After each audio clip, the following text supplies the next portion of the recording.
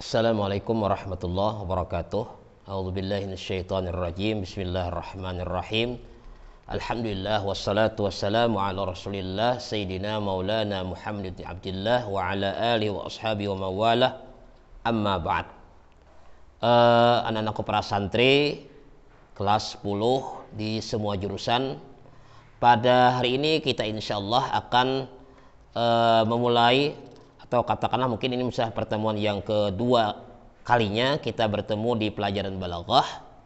Kalau pada pertemuan pertama mu'alim baru menjelaskan tentang balaghah ini secara global. Jadi balaghah ini mu'alim ulangi kembali, dan untuk diketahui oleh para santri sekalian bahwasanya ilmu balaghah di antara sekian banyak ilmu-ilmu bahasa Arab yang bisa kita katakan penting untuk kita pelajari di samping nahwu dan shorab. Kalau nahwu dan shorab itu kan melatih kita untuk piawai dalam segi grammar atau tata bahasa. Dalam istilah bahasa Arab namanya qawaid. Dalam ini kita ada istilah nahwu dan shorab. Jadi qawaid itu terdiri dari nahwu dan shorab. Kemudian balaghah ini penunjang bahasa Arab lainnya yang intinya adalah melatih kita untuk piawai dalam memahami, pertama mempelajari, kemudian memahami segi-segi atau sudut-sudut keindahan dalam bahasa Arab khususnya. Walaupun nanti secara makna sebenarnya balaghah ini sering kita temui juga dalam istilah-istilah di bahasa Indonesia, seperti majas, ada sajak dan sebagainya. Nah, di situ sebenarnya agak mirip dengan pengistilahan dalam bahasa Indonesia. Nah, tapi dalam bahasa Arab secara khusus disebut istilahnya dengan ilmu balaghah. Kemudian di Ponpes Raka ini ada 3 bagian balaghah, ilmu balaghah yang dipelajari kalian di kelas 10 ini, namanya ilmul ma'ani, ada ilmul bayan, ada ilmul badi'. Ada ilmul badi'. Jadi kita ini akan mempelajari ilmul ma'ani. Ilmul ma'ani namanya. Ini di kelas 10. Kemudian di kelas selanjutnya kita akan mempelajari ilmul bayan. Dan di kelas 12, kelas terakhir di aliyah ini, kita akan belajar ilmu al-badi'. Nah, mudah-mudahan kita mudah-mudahan tuntas sampai di kelas 12 nanti mempelajari 3 cabang ilmu balaghah ini. Untuk kalian yang kelas 10 ini ilmul ma'ani. Kemudian apabila nanti lanjut ke kelas 11, maka yang kita pelajari ilmul bayan, istilahnya. Kemudian kalau yang kelas 12 dinamakan dengan ilmul badi'. Nah, ini untuk ilmu ma'ani yang kita pelajari di kelas 10 ini cukup banyak. Ya, mudah-mudahan besar harapan kita, mudah-mudahan walaupun dalam situasi pandemi saat ini, mudah-mudahan kita bisa lebih memacu pelajaran kita, mudah-mudahan sampai ke pembahasan-pembahasan akhir, walaupun dalam teknis atau cara yang sesimpel mungkin. Yang penting memenuhi target pembelajaran kita, dan yang terlebih penting mudah-mudahan kalian bisa memahami, karena ilmu balaghah ini termasuk ilmu yang lumayan sulit. Ya, kalau nahwu dan shorab ini banyak orang yang bisa mempelajari, tapi kalau balaghah ini lumayan sulit. Walaupun kalau kita dengar, kita cerna mudah, tapi untuk memahami lebih mendalam biasanya agak sulit. Ya, ini perlu, dalam istilah bahasa Arab disebut dengan zauq, artinya penghayatan. Ya, mulai langsung masuk kepada pembahasan ilmul ma'ani. Ya, sebut saja namanya ilmul ma'ani. Kalau secara harfiahnya ilmu al-ma'ani artinya makna-makna. Nah, kenapa disebut ilmul ma'ani? Karena di pembahasan kelas 10 ini kalian dilatih untuk memahami ibarah-ibarah atau ungkapan-ungkapan di dalam bahasa Arab. Lebih jelas lagi ungkapan yang mengandung segi-segi keindahan. Nah, itu makanya disebut ilmul ma'ani. Jadi orang yang sudah pernah mempelajari balaghah pasti ketika mendengar satu kata-kata tidak sekedar hanya mendengar begitu saja. Beda dengan orang yang tidak pernah sama sekali mempelajari ilmu balaghah. Oh, ini masuk ke nanti ada namanya, oh ini khabar, oh ini namanya insya. Nah, ini macam-macam. Oh, ini masuk ke apa namanya uslubul hakim. Banyak istilah-istilahnya. Ada istilah muqabalah. Oh, ini tashbih. Kalau kita pernah mempelajari, kita ketika mendengar ungkapan bahasa Arab pasti kita sudah teringat, ya kan, teringat dengan apa yang kita pelajari. Oh, ini masuk disiplin ilmu apa, ma'ani ataukah ilmu apa nanti bayan ataukah ilmu badi. Itu keberuntungannya. Kamu ketika membaca bahasa Arab, nah kita akan ketika ketemu mungkin satu paragraf atau ungkapan dalam bahasa Arab, nah kita yang pernah belajar pasti akan terlintas, oh ini masuk kepada bagian ini misalnya yang pernah kita pelajari. Nah kemudian ketika kita bisa memahami betul-betul segi-segi dalam pelajaran balaghah ini, maka nanti manfaat positifnya ketika kita menuturkan satu kata-kata, menuangkan apa yang ingin kita ungkapkan baik dalam tulisan ataupun dalam pembicaraan, maka akan sedikit lebih indah ketimbang kita yang tidak pernah belajar ilmu balaghah. Nah, jadi ini juga apalagi kaitannya nanti kalau kalian sudah membaur di masyarakat, berprofesi mungkin sebagai juru dakwah atau katakanlah di daerah kita Banjar sebut tuan guru atau ustadz, maka penting kita memiliki kepiawaian dalam menuangkan atau takbirkan kata-kata kita di hadapan publik. Ini satu nilai tambah tentunya, Ya, kita fokus kepada judul Ilmul Ma'ani Taqsimul Kalam ila Khabari wa Insya. Pembahasan pertama dari Ilmul Ma'ani adalah Taqsimul Kalam ila Khabar wa Insya. Dalam Ilmul Ma'ani dikenal ada namanya, ya, padahal ini banyak pembahasannya tapi tidak mengapa, mungkin ruang agak sempit karena kita yang ngebahas baru pembahasan pertama. Ada pembahasan yang namanya al-khabar wal insya.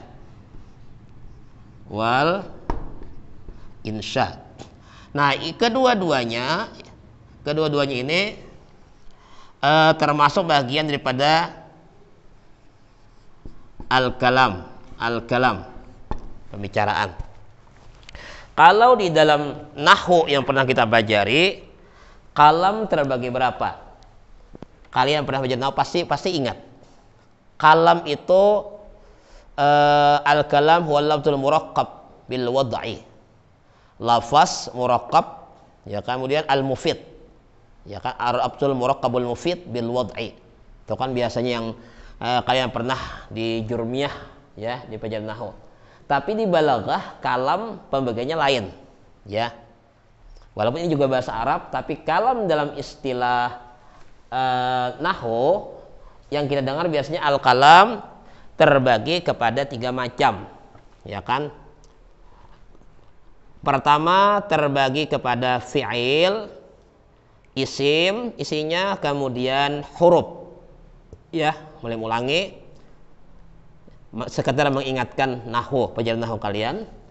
Ada kalanya fi'il, isim, fi'il dan huruf itu isi daripada sebuah kalam, ya kan. Kalau definisi tadi al-kalamu huwal lafzul murakkabul al-mufid bil wad'i.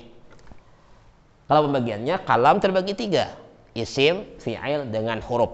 Dalam balaghah ini ada pembagian lain, taqsimul kalam. Taksim itu artinya pembagian kalam kepada khabar wal insya. Untuk lebih jelas, kalam itu apa? Kalam sebuah perkataan, baik secara langsung maupun maksudnya keluar pada lidah, dituturkan, ya kan. Di dalam istilah balaghah ini kalamnya agak beda dengan kalam dalam istilah nahwu. Kalau nahwu kan kalam itu mesti diucapkan, al-lafzul murakkab bil wad'i. Kalau tidak dilafazkan bukan kalam namanya. Nah, ini sedikit perbedaan. Nah, kalau ada yang bingung, malim di nahwu ada kalam, kemudian di di balaghah juga ada kalam. Tapi kalam dalam balaghah ini lebih lebih luas lagi dibandingkan dengan kalam dalam istilah nahwu. Kalau nahwu hanya lafaz. Jadi kalam mesti dilafazkan. Kalau kalam dalam balaghah ini bisa dilafazkan. Makanya kalam ini nantinya kalau kita ingin mengembangkan contoh bisa lewat perkataan, kita mendengar mu'alim berkata-kata, oh ini ada balaghahnya, ini kalam terbaik, ini kalam mu'alim ini masuk kemana nanti. Nah kalau kalian pernah belajar balaghah pasti bisa mendak, oh mu'alim ini menyuruh sesuatu, perintah atau larangan atau panggilan, oh ini masuk dalam insya. Wah, sudah bisa. Oh mu'alim menginformasikan sesuatu, boleh mengumumkan misalnya pengumuman tentang ujian atau pengumuman sekolah lainnya. Oh, berarti ini masuk kepada khabar. Kenapa khabar? Sebab itu merupakan informasi. Nah, kemudian kita baca koran, baca majalah, dan media-media lainnya. Oh, ini diucapkan, tapi ada satu ungkapan. Nah, itu namanya kalam. Nah, ini supaya paham, beda dengan kalam dalam istilah nahwu. Ternyata taksimul kalam dalam balaghah, pembagian kalam dalam balaghah kepada khabar dan insya. Sedikit pengertian, khabar itu bahasa Arab, tapi dalam bahasa Indonesia sudah kita sebut juga khabar jadi menjadi kabar. Ada kala orang menyebut khabar, tapi yang sudah menjadi bahasa Indonesia kan habar. Apa kabar? Bukan khabar, bukan kabar. Kalau bahasa Banjar habar, kalau bahasa Indonesia kabar, kalau bahasa Arab khabar, sama aja. Ya, kemungkinan besar mungkin bahasa Indonesia ini mengadopsi juga dari bahasa Arab, karena zaman dulu kan banyak pembauran orang-orang Arab di zaman dulu, awal mula Islam masuk ke Indonesia dibawa oleh orang Arab salah satunya, maka terjadilah istilah pengadopsian bahasa diantaranya seperti ini. Jadi khabar diterjemahkan juga khabar atau kabar atau habar. Insya, nah ini sih kita agak berbeda, ini istilah Arab asli. Insya ini mengandung yang termasuk kategori insya apabila kalimat itu mengandung kalimat perintah, kalimat larangan, kalimat panggilan, kalimat angan-angan, baik yang mungkin dicapai ataupun yang tidak mungkin dicapai. Kan ada dalam nahwu ada istilah la'alla dan laita, ya laitani kuntu turaba. Itu dalam kategori insya. Tapi fokus kita di awal-awal ini hanya khabar dulu. Ya, itu sekedar bayangan aja. Khabar itu pokoknya kalimat berita. Kalimat berita. Mu'alim mengisahkan misalnya sekolahan, kisah apa misalnya, macam-macam dikisahkan, diceritakan, ini khabar atau insya.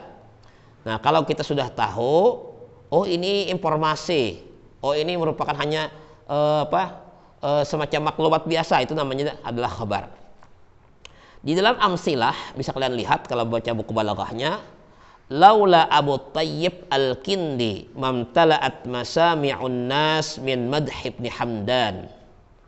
Ya, kalau mau disempurnakan barisnya, sudah ada barisnya. Ya, sudah ada baris. Yang maknanya adalah berkata Abu Ishaq Al-Ghazi, laula Abu Thayyib Al-Kindi mamtala'at masami'un nas min madh ibn Hamdan. Kata Abu Ishaq Al-Ghazi, jika tidak karena Abu Thayyib Al-Kindi, mamtala'at, tidaklah penuh masami'un nas, pendengaran manusia atau orang banyak daripada memuji Ibnu Hamdan. Nah, ini merupakan pujian daripada Abu Thayyib Al-Kindi ini punya andil besar. Mungkin menceritakan kelebihan-kelebihan atau hal-hal positif yang berkaitan dengan Ibnu Hamdan tadi, maka orang banyak memuji Ibnu Hamdan. Kata Abu Ishaq, laula Abu Thayyib Al-Kindi mamtala'at masami'un nas min madh Ibnu Hamdan. Ya. Abu Ishaq berkata, beliau menceritakan tentang Abu Thayyib Al-Kindi yang punya andil besar, punya jasa besar, punya kontribusi yang sangat penting dalam memasyhurkan seseorang si fulan yang bernama Ibnu Hamdan tadi. Abu Ishaq bercerita, Abu Ishaq memberikan informasi secara gamblang, udah kita pahami. Ketika Abu Ishaq menyampaikan sesuatu berarti itu informasi. Informasi dalam istilah sederhana namanya apa? Namanya kabar atau khabar, ya kan? Ya, sederhana, simpel. Di sini intinya Abu Ishaq menyampaikan sesuatu kepada kita. Berarti Abu Ishaq itu mengungkapkan kata-kata yang termasuk kepada bagian kalam yang namanya khabar. Itu dulu sementara. Yang kedua, berkata Abu Thayyib, Nanti habis 3 contoh ini, insya Allah kita sedikit membuka lembaran kaidahnya supaya kita paham. Ini 1, 2, dan 3 ini contoh khabar, 4, 5, 6 contoh insya. Mu'alim lanjut kepada yang kedua dulu. Qala Abu Tayyib, la ashra'ibbu ila ma lam yafut tama'an wa la abitu ala ma fatahasrana. Saya tidak pernah la ashra'ib, yani la atatalla. La atatalla. Saya tidak pernah, kalau bahasa kita melongok atau memikirkan ila ma lam yafut tama'an, karena tamak kepada sesuatu yang yang lam yafut, yang belum terjadi. Ya kan, kadangkala orang belum tercapai sudah ini pikirannya, hatinya sudah melongok ke masa depan, sesuatu yang bahkan yang tidak mungkin tercapai, dia sudah mengangan-angankan sedemikian rupa karena tamaknya. Ketika pada saat ini punya sepeda, dia melongok ininya, angan-angannya ke depan, dia pengen ada sepeda motor. Punya sepeda motor, dia pengen lagi punya mobil. Punya mobil sederhana, mau mobil mewah. Mobil 1 mau mobil 2 dan 3 lagi. Itu seterusnya. Ini orang yang tamak. Tapi kata Abu Taib, saya ini bukan orang yang tamak.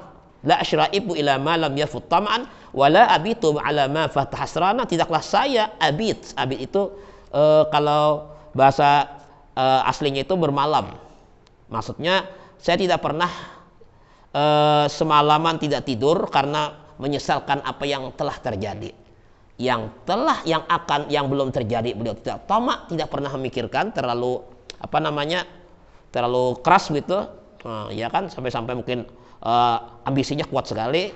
Kemudian yang telah lalu pun ya nyantai aja, ya kan, santai aja, tidak pernah merasa kesal, bahkan sampai tidak tidur semalaman. Abu Tayyib ini bercerita kepada kita, berarti dia juga menyampaikan informasi. Istilah sederhana informasi adalah kabar. Terakhir yang ketiga, qala Abul Attahiyah, berkata Abul Attahiyah, innal bakhila wa in afada ghinan la tara alaihi makhayilul faqri. Innal bakhila wa in afada ghinan, orang yang bakhil itu, atau orang bakhil dalam bahasa Banjar pemalar, kikir, engken, ya kan? Apalagi bakhil, banyak istilahnya. Bakhil itu bahasa Arab, bahasa kitanya kikir, ya, kikir. Kalau kurang paham kikir itu bahasa laginya.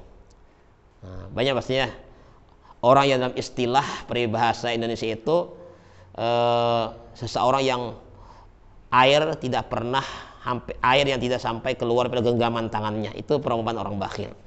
Wa in afada ghinan, seandainya sekalipun ia mendapat kekayaan, masih dilihat alaihi makhayil, ini alamatul faqr, masih rasanya terlihat miskin. Ini orang bakhil.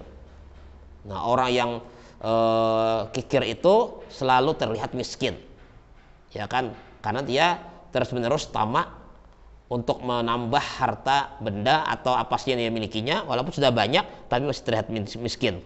Kenapa terlihat miskin? Karena dia masih tamak. Abu Attahiyah berkata, menceritakan orang bakhil begini, sifat orang bakhil ini secara jelas juga pasti kalian bisa mencerna, ini hanya sekedar informasi atau kabar yang beliau sampaikan kepada kita. Selanjutnya silahkan dibuka di halaman Mi'ah Thamaniyah wa Thalasin atau 138. Sedikit kita bicara qawaid. Nah, kita cukup di kabar itu kita ulang-ulang lagi. Kalau kurang jelas nanti kita bisa kita diskusikan lagi ya di grup kita. Kalam terbagi dua, kata beliau. Al-kalam qisman, khabar wa insya.